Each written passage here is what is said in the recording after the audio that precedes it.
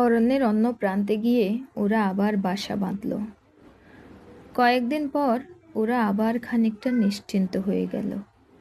একদিন কুটিরের সামনে ওরা বসে আছে, বসে বসে নানান গল্প করছে।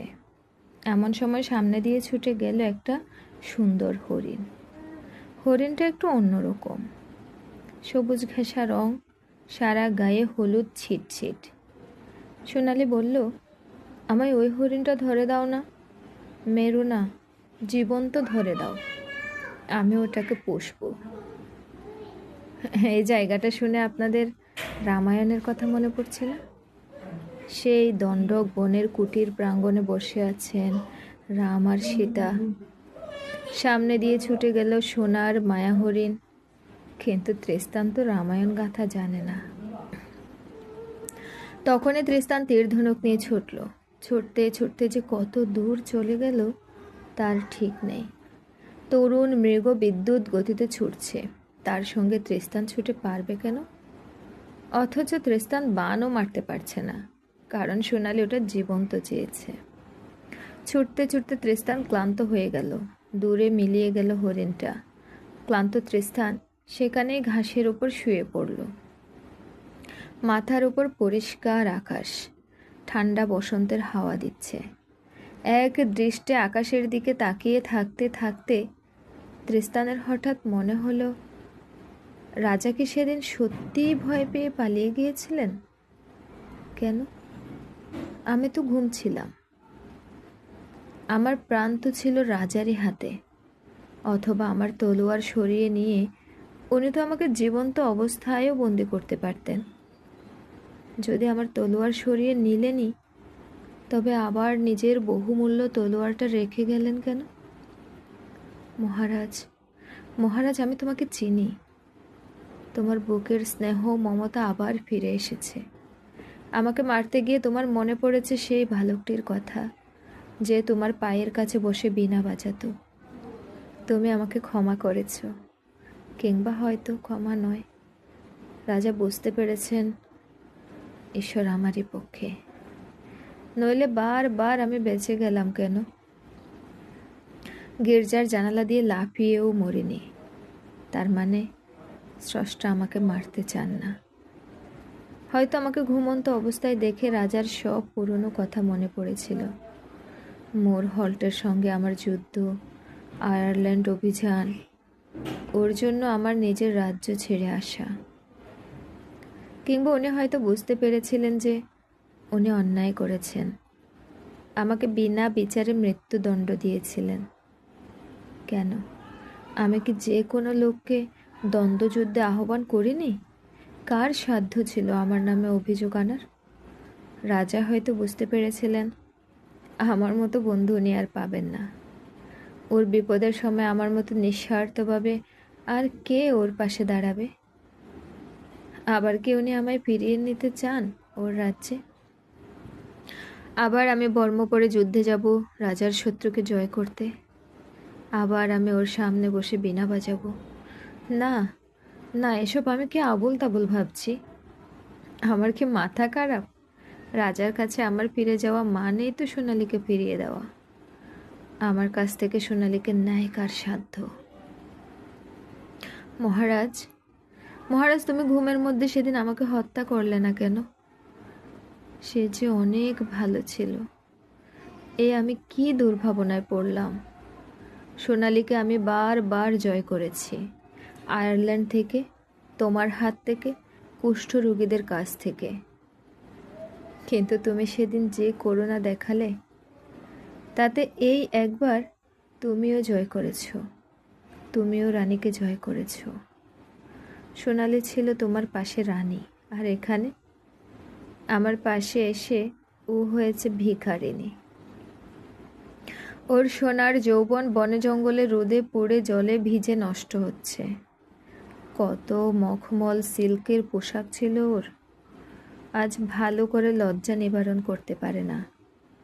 সোনার পালঙ্কে কি কোমল শয্যায় ও শুয়ে থাকত, আজ শুয়েছে কঠিন পাথরে। আমারই জন্য, সবই আমার জন্য। আমি ওকে এই দুর্ভাগ্যের মধ্যে টেনে এনেছি। হ্যাঁ, আমাকে বাঁচাও। আমার নিজের সুখের জন্য সোনালীকে এত কষ্ট দেব কেন? হে ঈশ্বর, আমাকে শক্তি দাও, শক্তি দাও, আমি সোনালীকে ফিরিয়ে দিয়ে আসি। রাজাই তার স্বামী, পবিত্র ধর্ম মতে ওকে বিয়ে করেছেন সকলের সামনে। আমি কে? আমি একটা চোর। সেদিন সারা রাত আর ত্রিস্তান কুটিরে ফিরে গেল না। ওইখানে বনের মধ্যে মাটিতে শুয়ে একা ফুঁপিয়ে ফুঁপিয়ে কাঁদতে লাগলো। তার কান্না শুনল অরণ্যের পশুরা আর আকাশের তারাদল। হয়তো সেই কান্না শুনেই হিংস্র জন্তুরা ত্রিস্তানের ক্ষতি করতেও এলো না। ওদিকে কুটিরে সোনালী সারা রাত জেগে আছেন। এত দিনের মধ্যে এই প্রথম এক রাত্রিতে ত্রিস্তান তার সঙ্গে নেই। নিজের জন্য ভয় নেই তার, ভয় হচ্ছে ত্রিস্তানের জন্য। হরিণ ধরতে গিয়ে কোথায় গেল? রাজা মার্কের ফিরিয়ে দেওয়া আংটিটা দেখে সোনালীর অনেক কথা মনে হতে লাগলো। যে লোক আমাকে কুষ্ঠরোগীদের হাতে ছুঁড়ে দিয়েছিলেন, সেই লোকই এবার আমাকে না মেরে আংটিটা শুধু ফিরিয়ে দিয়ে গেলেন। রাজার মনে ফিরে এসেছে স্নেহ, মমতা। আমাকে উনি কত স্নেহ করেছেন, ভালোবেসেছেন। এই বিদেশে আমাকে কোনো দুঃখ পেতে দেননি। কিন্তু আমি এলাম এই রাজ্যে কুগ্রহ হয়ে। রাজা কত ভালোবাসতেন ত্রিস্তানকে। আর আজ যে ত্রিস্তান রাজা মার্কের জন্য নিজের রাজ্য পর্যন্ত ছেড়ে এলো, আজ সেই রাজ্যই ওর প্রধান শত্রু। কার জন্য? ত্রিস্তানের ছেলেবেলার নাম দুঃখ। সারা জীবন ওকে দুঃখই পেতে হলো। কার জন্য? আমার জন্যে। আজ ত্রিস্তানের কোথায় থাকার কথা? সে এই রাজ্যের শ্রেষ্ঠ বীর পুরুষ। তার বীরত্বের খ্যাতি পৃথিবীময়। জমকালো পোশাক পরে সে সাদা ঘোড়ায় রাজপথ দিয়ে যাবে, লোকে তার দিকে তাকাবে গভীর সম্মানের চোখে। তার বদলে আজ সে ছন্ন ছাড়ার মতো বনে জঙ্গলে ঘুরছে। তার পোশাক নেই, তার কোনো আনন্দ নেই।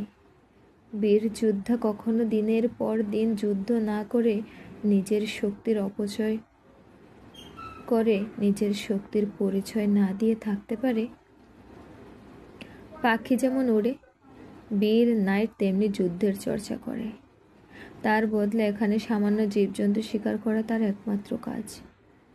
রাজার যে সৈন্যরা একসময় তাকে দেখলেই অভিবাদন করত, আজ তারাও ওকে দেখলে পশুর মতো তাড়া করবে, শুধু আমারই জন্য, শুধু আমার জন্য। আমার জন্য ত্রিস্তানের এই দুর্ভাগ্য। বীর পুরুষকে সামান্য মানুষের মতন জীবন কাটাতে দেখলে মেয়েরা কখনো সুখী হয় না। একসময় বাইরে পদশব্দ পাওয়া গেল। ভোরের আলো ফোটার সঙ্গে সঙ্গে ত্রিস্তান ফিরে এসেছে। বিষণ্ণ তার মুখ। আজ সে এসেই সোনালীকে জড়িয়ে ধরল না। সোনালী তাড়াতাড়ি এসে ত্রিস্তানের পোশাক খুলে দিতে লাগলেন। তলোয়ারটা যখন ত্রিস্তানের কোমর থেকে খুলছেন, তখন ত্রিস্তান গম্ভীর স্বরে বলল, এ তলোয়ার রাজার, এটা তিনি আমাদের বুকে বসিয়ে দিতে পারতেন, তার বদলে উপহার দিয়ে গেছেন। সোনালী সেই তলোয়ারের মুক্ত বসানো বাঁটে চুমু খেলেন। দু ফোঁটা জল এলো তার চোখে। সেদিন দুজনের কেউ আর কোনো কথা বলতে পারল না। হয়তো মনে মনে ওরা দুজনেই ভাবছে একই কথা। 2 দিন 3 দিন পর ত্রিস্তান ধীর স্বরে সোনালীকে বলল, সখী, আমি ভেবে দেখলাম তোমার রাজার কাছে ফিরে যাওয়াই উচিত। রাজার মন থেকে রাগ পড়ে গেছে। তিনি তোমাকে বোধহয় ফিরে পাবার জন্য কাতর। আমার জন্য তুমি এত কষ্ট সহ্য করবে, এ যে আমি আর সহ্য করতে পারি না। তুমি রাজার মেয়ে, তোমার কি এত কষ্ট সহ্য করবার কথা ছিল? আমি ছেলেবেলা থেকেই দুঃখ কষ্টকে চিনি, কিন্তু তোমার এই সোনার অঙ্গ, না না সোনালী, তোমার রাজার কাছে ফিরে যাওয়াই ঠিক। রাজা যদি আমাকেও ফিরিয়ে নেন, তবে আমি তার সেবা করব। অথবা আমি চলে যাব অন্য রাজ্যে। আমার ভাগ্যে যা আছে তাই হবে, কিন্তু আমার জন্য তোমাকে আর কষ্ট সইতে দেব না। সোনালি একটুক্ষণ চুপ করে রইলেন, একটা গোপন দীর্ঘশ্বাস ফেললেন। তারপর বললেন, সত্যি তৃষ্টান,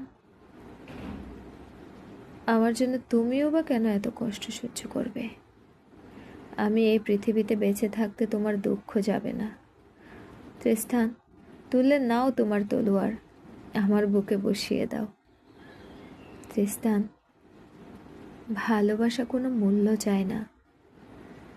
তোমাকে ভালোবেসে আমি স্বর্গ পেয়েছি, কিন্তু তার জন্যে তোমার জীবনে এত মূল্য দিতে হবে কেন? আমার মৃত্যুই একমাত্র সমাধান। তৃষ্টান দুই করতলে তুলে ধরল রানীর মুখ। দেখল সে মুখ বড় বিমর্ষ, ম্লান। আস্তে আস্তে সে বলল, সোনালি, মৃত্যু যদি সমাধান হয় তবে মৃত্যু আসা উচিত আমার। সে মৃত্যু তো আমি পেয়েছি বহুবার তোমার ওই বুকের মধ্যে। তোমার বুকে মাথা রেখে আমি যে সুখ পেয়েছি তা মৃত্যুর মতোই তীব্র। কিন্তু সত্যি সত্যি শারীরিকভাবে মরতে আমি পারি না। তাহলে যে তোমাকে আর দেখতে পাবো না, কিংবা দেখতে যদি নাও পাই, তুমি কোথাও বেঁচে আছো, সুখে আছো, জানতে পারলেই আমার সুখ। তুমি আমার দুঃখের কথা বলছো? দেখো, আমার জন্ম থেকে আমার সারা শরীরে দুঃখের অজস্র চিহ্ন। যেদিন থেকে আমার মা মারা যান, দুঃখ কষ্ট আমার অঙ্গের ভূষণ। সোনালি, আমার মায়ের মৃত্যুর কথা আমি অনেক পরে শুনেছি। বড় দুঃখ পেয়ে মরেছেন তিনি। তোমাকে দেখলেও আমার মায়ের কথা মনে পড়ে। তোমাকে আর আমি দুঃখ সইতে দিতে পারি না। দুঃখ তোমাকে মানায় না। আমার সঙ্গে দেখা হওয়ার আগে কখনো তো তুমি দুঃখের মুখ দেখোনি। তৃষ্টান, আমার দুঃখ কোথায়? তোমার সঙ্গে দেখা হবার আগেই তো আমার সারা জীবন দুঃখে কেটেছে। তোমার ভালোবাসা আমাকে যে সুখ দিয়েছে, পৃথিবীতে কোনো নারী সে সুখ কখনো পায়নি। না সোনালি, আমার মনে অপরাধ বোধ এসেছে। আমার মনে হয় এখন রাজার কাছ থেকে আমি তোমাকে ছিনিয়ে এনেছি শুধু আমার নিজেরই স্বার্থে। তোমাকে দেবার মতো আমার আছে শুধু ভালোবাসা, আর তো কিছু নেই। তোমার এই জীর্ণ পোশাক, আর যে তোমার শরীরের রং জ্বলে যাচ্ছে রোদ্দুরে, শীতে, এ তো আমারই জন্যে। আর তোমার রুক্ষ শরীর, ছেঁড়া পোশাক আজ কার জন্যে? সে তো আমার প্রাপ্য। আমি হীন চুরের মতো পালিয়ে পালিয়ে বেড়াচ্ছি। আমাকে এই চেহারাতেই মানায়। কিন্তু তুমি রানী, তোমার জন্য আমার কিন্তু তুমি রানী, আমার জন্য তোমার এই দুর্দশা কেন? তুমি রাজার কাছে ফিরে যাও। তার সেদিনের ব্যবহার দেখে মনে হয় তিনি আমাদের ক্ষমা করেছেন। তিনি আবার তোমাকে ভালোবাসবেন, তোমার যোগ্য সম্মান দেবেন। তুমি দূরে, আমি দূরে সরে যাব। সোনালি একটা বিরাট নিঃশ্বাস ফেললেন। তারপর বললেন, চলো তৃষ্টান, আমরা ঋষি অগরুর আশ্রমে গিয়ে ঈশ্বরের কাছে দয়া প্রার্থনা করি। হাঁটতে হাঁটতে ওরা আবার চলে এলো ঋষির আশ্রমে। ঋষি ওদের দেখে চমকে উঠলেন, বললেন, ইস, এ কি চেহারা হয়েছে তোমাদের! দেখো, ভালোবাসা তোমাদের কত দূর নিয়ে গেছে। তৃষ্টান, এখনো অনুতপ্ত হও। অনুতাপ ছাড়া মুক্তি নেই।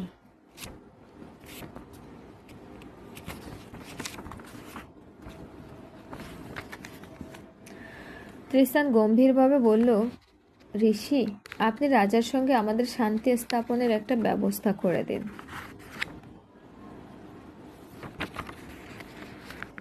আপনি রাজাকে চিঠি লিখে দিন যে রানীকে ফেরত পাঠাতে প্রস্তুত আমি।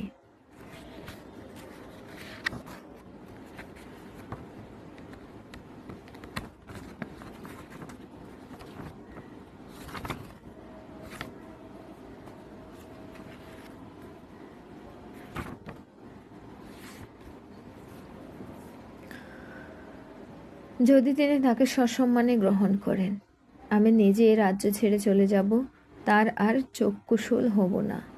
কিন্তু রানীর সম্পূর্ণ সম্মান রক্ষার প্রতিশ্রুতি দিতে হবে তাকে। সোনালি অগরুকে বললেন, আমি আমার ভালোবাসার জন্য একটি অনুতাপের বাক্য উচ্চারণ করতে চাই না, কিন্তু আমাদের এই অবস্থার শেষ হোক। ঋষি অগর তখন আকাশের দিকে তাকিয়ে বললেন, হে রাজার রাজা, শেষ পর্যন্ত তুমি সব মানুষকেই সুমতি দাও, ধন্য তোমার করুণা।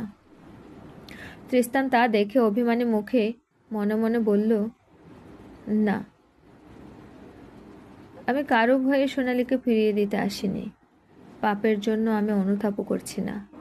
আমি সোনালীকে ফিরিয়ে দিতে চাই অন্য কারণে। ঋষি, তুমি বনবাসী ব্রহ্মচারী, তুমি সে কথা বুঝবে না। ঋষি তারপর চিঠি লিখতে বসলেন। চিঠি লেখা শেষ হলে তিনি ওদের চিঠিটা পড়ে শোনালেন। তৃষ্টান চিঠিতে নিজের আংটির ছাপ দিয়ে দিলেন। ঋষি জিজ্ঞেস করলেন, কে চিঠি নিয়ে যাবে? তৃষ্টান উত্তর দিল, আমি। না না, তা হয় না। তোমাকে দেখলে প্রহরীরা কোনো কথা শোনার আগেই হয়তো হত্যা করবে। না তৃষ্টান, তুমি না। ঋষি, যদি মরার হতো বহু আগেই তাহলে আমি মরে যেতাম। আমার পক্ষে মরা বড় কঠিন। ও চিঠি আমিই নিয়ে যাব।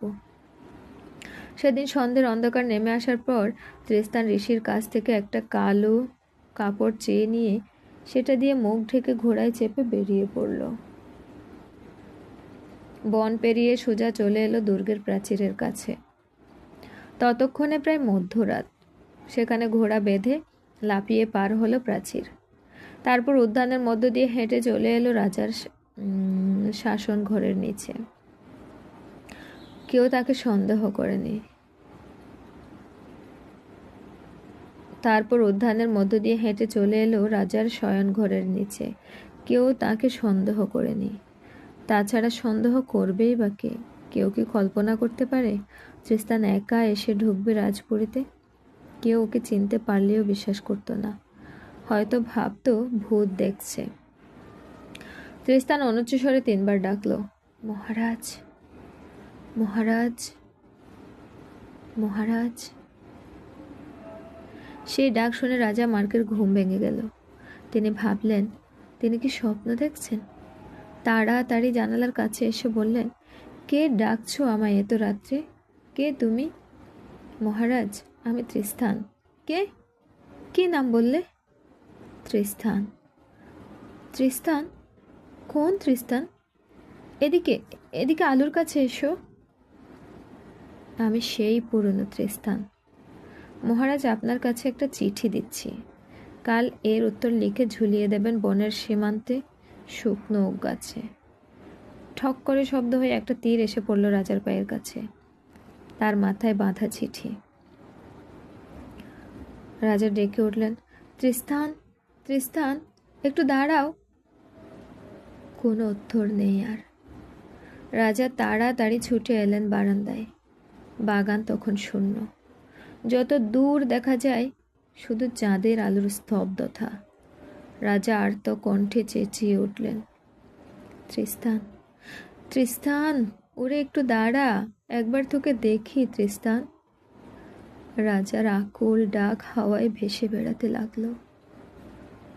তৃষ্টান তখন বহু দূরে। চিৎকার শুনে প্রহরীরা ছুটে এসে দেখল রাজা বারান্দায় দাঁড়িয়ে পাগলের মতো কাঁদছেন।